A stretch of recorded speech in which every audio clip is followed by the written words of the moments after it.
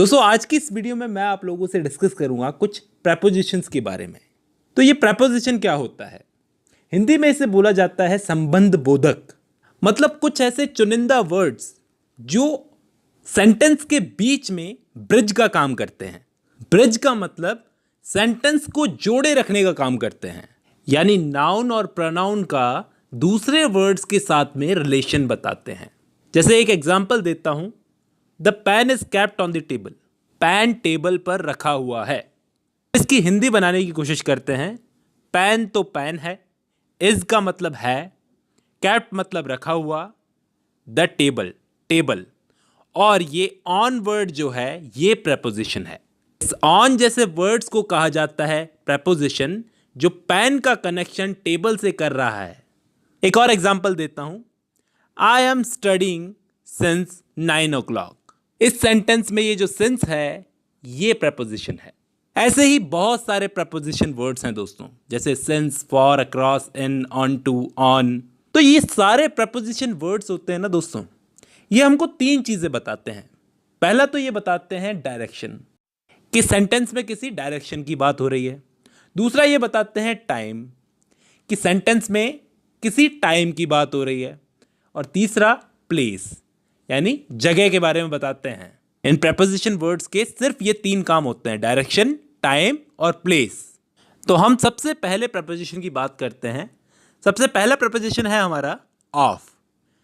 इसका यूज तब किया जाता है जब कोई एक चीज दूसरी चीज से अलग होती है, तो इंग्लिश में ऑफ वर्ड का यूज किया जाता है। जैसे monkey jumped of the tree, बंदर पेड़ से कूदा।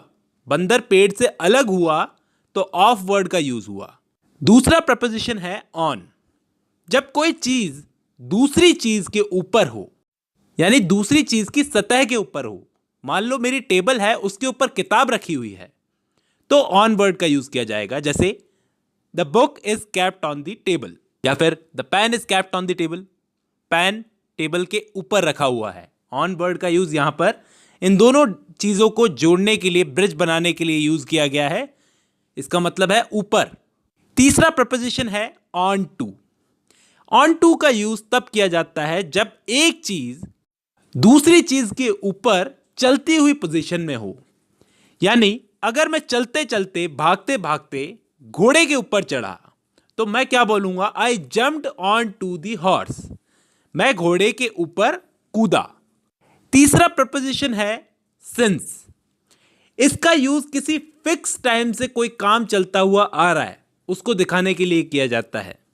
यानी अगर मैं सुबह 9 बजे से पढ़ाई कर रहा हूं तो सिंस वर्ड का यूज करूंगा, I am studying since 9 o'clock। अब दोस्तों कुछ प्रपोजिशन ऐसे भी होते हैं जो बहुत कंफ्यूज करते हैं, जैसे अमंग और बिटवीन। अमंग का मतलब भी होता है बीच में, और बिटवीन का मतलब भी होता है बीच में। अब इन दोनों में डिफरेंस क्या होता है? दोनों में डिफरेंस ये होता है कि अमंग जो है इसका यूज तब किया जाता है जब कोई चीज या कोई इंसान दो से ज्यादा, ध्यान देना, दो से ज्यादा लोगों और चीजों के बीच में हो तो अमंग का यूज किया जाता है। और बिटवीन दो लोगों या दो चीजों के बीच के लिए यूज किया जाता है। अब ध्यान देना, आपने अगर कोई क्रिकेट मैच देखा हो तो आप नोट करना, कमेंटेटर बार बार पिच को देखकर बोलता है रनिंग बिटवीन द विकेट्स। दो विकेट्स के बीच में अच्छी रनिंग है।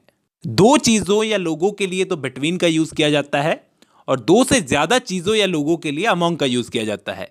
नेक्स्ट हमें यह समझना है कि मच और मैनी में क्या फर्क होता है।